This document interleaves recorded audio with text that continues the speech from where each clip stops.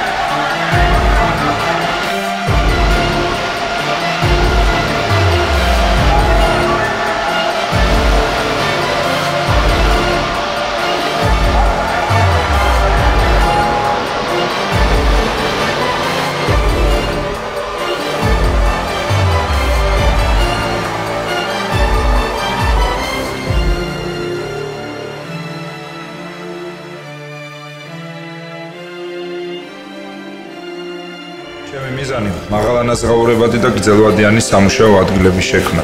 ეს ჩვენი ქალაქის მომავალია. ამ მიმართულებით გასაკეთებელი კიდევ ბევრია.